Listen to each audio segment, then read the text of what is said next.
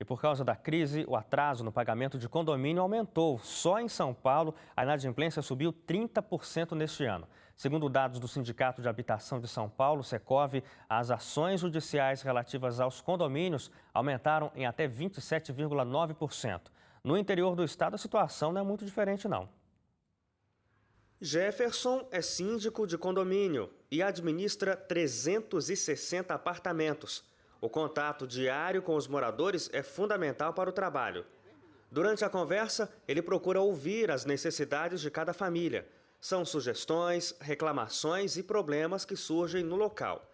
Jefferson tem agora um desafio a ser superado: equilibrar as contas do condomínio com uma entrada menor de receita. A inadimplência chegou em boa parte dos apartamentos. Pagar as contas variáveis do condomínio a partir de agora vai ficar mais difícil.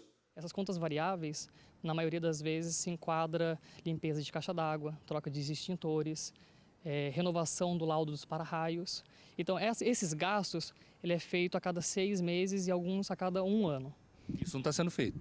E isso acaba não sendo feito no final desse período. Mas alguém tem que pagar a conta e, nesse caso, são os outros moradores, aqueles que estão com as contas em dia, os adimplentes, que acabam pagando uma taxa a mais sobre o valor do condomínio para suprir o déficit de caixa.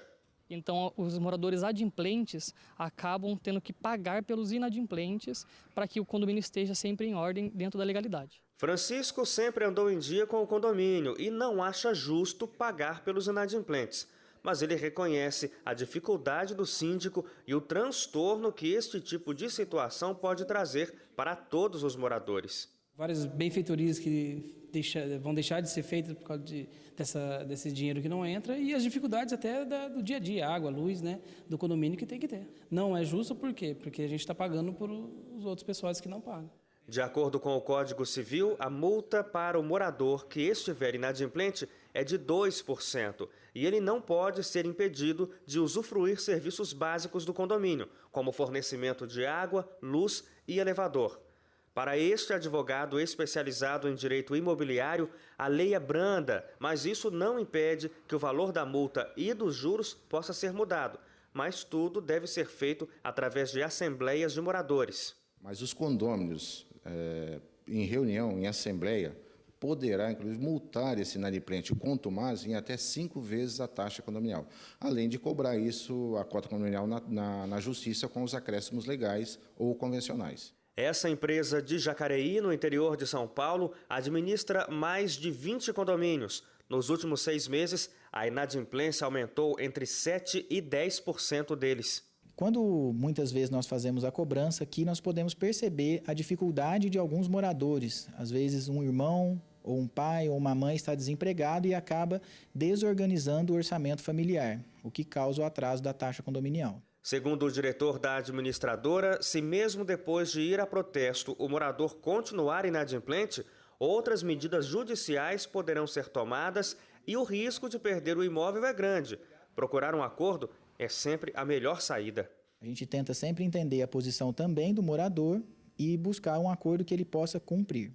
Para a diretora do Secov, o Sindicato de Habitação, a partir do próximo ano está prevista mudança na forma de arrecadação da taxa de condomínio de quem estiver em atraso. Então, a partir de março de 2016, desde que exista uma previsão orçamentária aprovada em assembleia, a partir desse momento, se tiver constando que o condômino deve, por exemplo, R$440, ou seja, o valor que for que tiver sido aprovado, se ele não pagar, ele pode ser executado em relação a essa dívida. Eu penso que a ideia foi trazer celeridade, rapidez e simplicidade a essa forma de cobrança.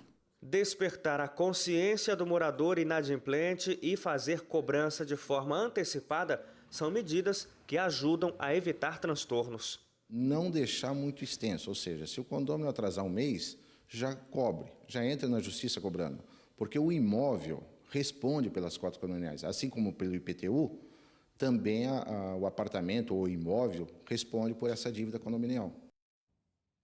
É sobre isso que a gente está perguntando hoje para você e pedindo a sua interação com a gente. Você acha que é justo o condômino que está em dia pagar uma taxa extra para cobrir a inadimplência daqueles que não pagam, ou deveria haver mais ações contra os devedores? Silvio Bianchi, o pagamento do condomínio, a taxa de condomínio, deveria estar na mesma categoria das contas fixas e necessárias, como conta de água, conta de luz, conta de gás, se é o caso?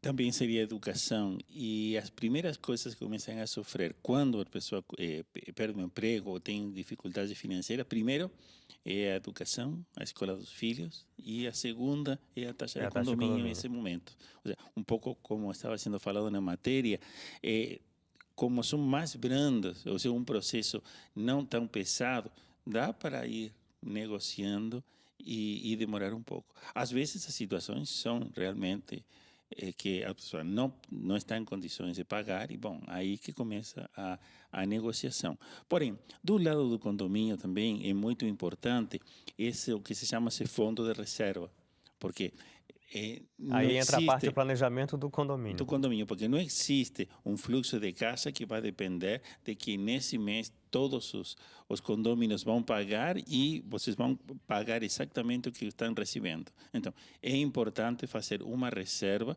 para todas essas situações emergenciais. Dentre elas, um atraso de algum de algum condômino. Agora, Márcio, vários problemas podem decorrer da falta de pagamento de alguns condôminos. Tem condomínios que a nossa reportagem encontrou que chega a ter 40%, 45% de inadimplência. Então, quer dizer, você tem metade pagando, metade não pagando. Aí o condomínio sofre, todo mundo acaba sofrendo pela falta de dinheiro nesse condomínio.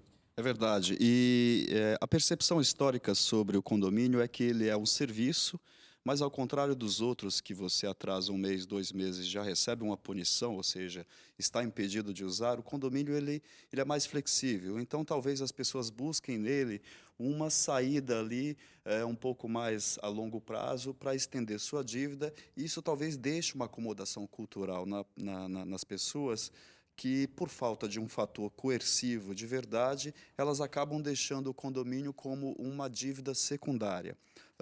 É uma situação complicada para quem trabalha com isso, porque, por exemplo, em São Paulo já estão até terceirizando esses trabalhos para profissionais, porque quem mora síndicos profissionais, porque a situação acaba muitas vezes constrangendo o relacionamento dos moradores e extrapolando para situações de violências e outras que são desagradáveis para quem toma conta de um trabalho como esse.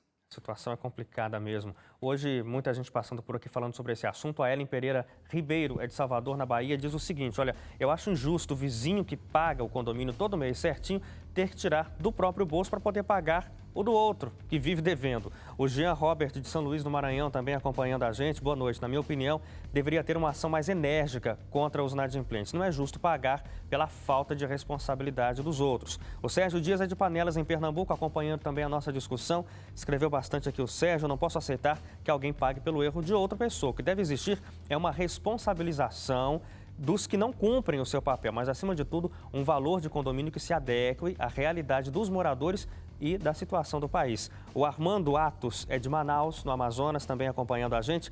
É totalmente injusto pagar com dinheiro extra para cobrir a inadimplência de outros. Eu creio que deveria haver taxas para os que não pagam em dia. E quem estiver devendo dinheiro, que pague sozinho, diz aqui o Armando.